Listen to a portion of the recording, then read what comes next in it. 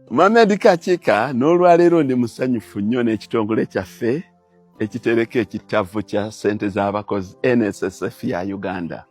Bano mwebale nnyo mwebalire ddala okutuwa amagoba ago aga 13.5% kya ddala. NSSF musinze ebitongole ebirala byonna bye tuterese ensimbi zaffe kubanga zino ezammwe omusolo guba guvuddeko. Ate kino mukikoze emyaka egiwerera ddala. Mwebale nnyo mwebalire ddala.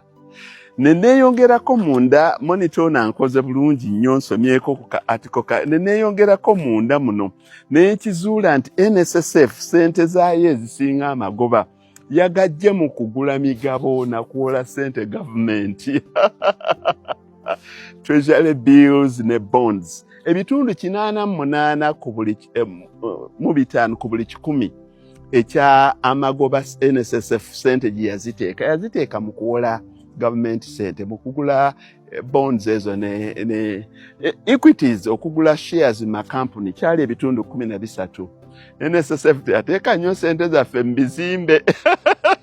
Ndabagambako ku ekyo kuba yateekayo bitundu 6 naye entuufu kubanga NSSF mandate yayo ey'okusafeguardinga sovereign guarantee to protect the members' savings. Egiragira okuteeka ssente z'aba member awantu weyeesiga nti bw'eneebeeragiddwa ezikomyeweewe aba savers amagoba erina okugabawa n'okubaddiza ssente zaabwe so kyeva eddukira wano awagonvu aw'okuwola gavumenti. Era ekyo kyataanyiziddwa bulungi nnyo n'omukulu akulira ekitongole awana alinawo ke yataddewo akansanyusizza ennyo. If you have some money on the side, buy a bond. Ako bulijjako kembalemerako. If you have some money on the side, buy a bond. Tibwoba olinako ku ssente ez'okubbali gula bonds. Bannanga akantu ako ke nalimba nnyonnyola. Si buli omu wakugula bonds. Totunda kibanja kya jjajjaawo miliyoni 4 ojja ogule bonds. Ekyo abaguzi ba bondi wuuno akulira ekitongole ayogedde nti bw'oba olinawo okwo ku ssente ze ez'okubbali, meaning that omaze okugula ploti ozimbye ennyumba yo otuta abaana ku ssomero essente z'osigazaawo mu kifo ky'ozikolamu bizinesi endala oba ekintu ekirala gula bonds. Omwami ono mutuufu.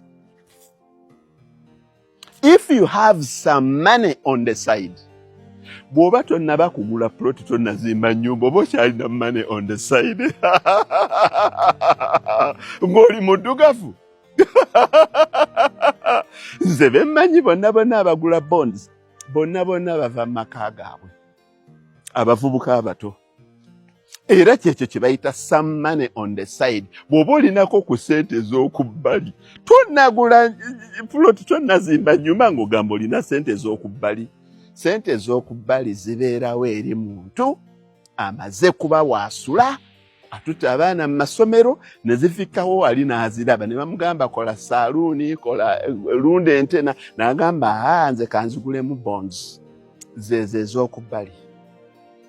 Lwe nasembayo okwogera ku kintu kino nabategeeza bannange nti bannange abantu abalina okugula emigabo gino ne bonds bateekeddwa okuba nga balinako we batuuse. Bannange nze soogera bintu bino kuwangula argument. Nze ndi musomesa. Nze ntunuulira buli kintu kyonna in its rightful perspective. Naye alinawo atuuse wano n'agamba nti it's safest to place your money in the bonds. Many people rush to buy land. Abantu bangi banguyiriza okugenda okugula ettaka n'okuzimba ennyumba ez'amaka. If you call that an investment, okugula ennyumba ey'amaka bw'ogiyita investment, awo oli kafu. Nzikiriziganyamu naye partly. Kubanga nze ku lwange kyentegeera nti omuntu okugamba nti alina some money azinvesting eyeeri ng'asoose kumala kugula ttaka n'azimba waasula. Some, it means the excess or the extra.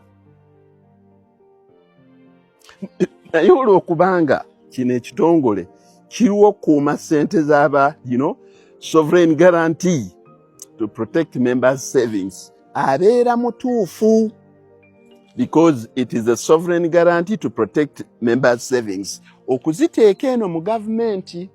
Naye bw'oba owulidde nti ebitundu 88 ku buli 100 zaagenze mu kuwola ssente kugula bonds za gavumenti, Mamedi Kakiiko agamba bw'oba olinayo ssente ez'okubbali, gula ettaka, productive land, olikulaakulanye, olikolereko ebintu ebivaamu ensimbi ng'okulima, ng'okulunda, ng'okuzimba amayumba.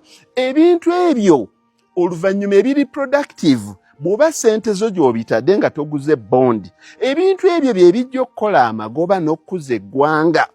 Gye bujja mu maaso, gavumenti bw'eba yeetaaga ssente, kwejja okujja omusolo, bw'ejjako omusolo n'erooka eddukanya emirimu gyayo, okusinga omuntu akugamba nti bw'oba olinawo ssente ez'okubbali ziwole gavumenti, gula bonds. Nga gavumenti ssente ezo zeyeewola z'ogiwa zigenda ate kusasula interest gwe gy'ofuna. Ne tusanyuka nnyo nga tufuna interest eno eya 16%.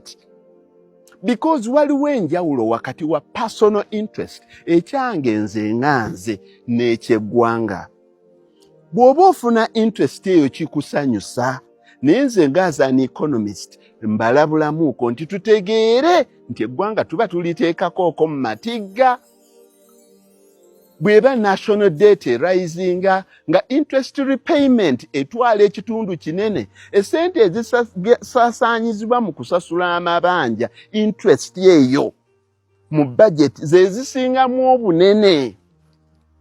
Gwe ng'omuntu oyinza okufunamu nti sente zo ziteeke mu bonds weefunire cash oyoola omudidi, naye manya. So esaanye tubeere abantu abakubaganya ebirowoozo obulungi nti ono omusajja agamba bw'oba olinayoko some extra cash, gula ettaka oba tandika an investment ejja okukulaakulanya nga bwekulaakulanya n'eggwanga, such that government bw'eba etuuse okwagala okuspendinga ssente zaayo ejja kugyetakisinga eggwe oba ebintu by'olimye. Bw'eneemala okubitakisinga n'erooka efuna ssente zeegenda okusaasaanya mu kukola emirimu zaayo. Kiba kya bunafu nnyo okubeera nga gavumenti ensimbi zeesinga okufuna ate ezijja mu bantu kuzibeewolako mu bantu. Ensimbi ezisinga obungi zaali badde za kuteekebwa ku musolo nga guva mu bintu ebiri productive abantu bye bakola. So ku bantu abo ababiri oyo yencouraging abantu nti bw'oba olinayoko ssente eziri excess, gula bond. N'oli agamba bw'oba olinayo ssente eziri excess, gula ettaka, likozese, okolereko ebintu ebivaamu ensimbi, ebikuza n'eggwanga. Bwe bimala oddikuza, gavumenti egyekutakisinge. Gavumenti ensimbi zeetaaga okusaasaanya mu mirimu gyayo ezigyenga mu misolo egiva mu bantu ebintu bye bakoze, okusinga okubeewolako ssente zaabwe naye bagaana okukola ebintu bye bateekeddwa okukola. Just simply imagine. Mamedi Kakiiko y'omu ku bantu 1% abasinga okutereka ssente mu NSSF buli mwezi. Ekyo nkiri sure 100% tebasobola kujjayo confidentiality ya muntu naye nabo bajja kulaba era bakimanyi. Nze omu ku basinga 1% Ugandans abasinga okuterekayo ssente nnyingi buli mwezi. Naye you simply imagine singa Mamedi Kakiiko addira investment ye y'okulima, sente zonna eziri mu kulima, n'abaana bonna benkozesa, ne kasooli oyo yenna gwe nnima aliisa eggwanga, ne ente ezo zonna ze nnina, n'amata ago gonna ge mproducinga, ne social corporate responsibility yenna gwe nkola, n'oyamba abantu n'olima ebijanjaalo. Singa nange nfuna omutima ogugamba nti ebyo tebifuna, nenzirira biliyoni zange nga 30 agali mu bintu byange eyo, nengenda nenzigulamu bonds. Kiki ekinaabeerawo ewaffe Nabalanga, ne mu Kyaggwe, ne mu Mukono, ne mu bulunzi bw'ente, kiki ekinaabeerawo? So ebintu bino tubiwulirizenga naye nga tubijjamu omulamwa. Bw'oba olina ssente ezifisseewooko, gula bondi. Abakisobola bakikole.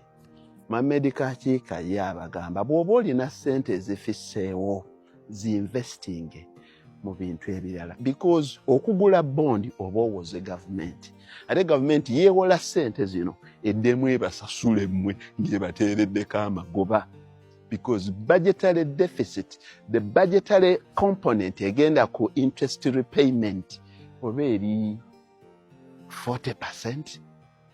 Kuba bweba budget ya Uganda ya 71 trillion. Nga interest on debt repayment eri 9.2 trillion. Lwaki tetuwa bagezi, bantu magezi, nti excess sente zammwe zonna muziteeke mu bintu ebikola ssente. Gavumenti gyegenda ozirumba ezitakisingire, efune revenue gyegenda okukozesa mu bintu bya nekola panya. Musiba mutugamba teriyo kola panya. Mukola obugagga kyekyo.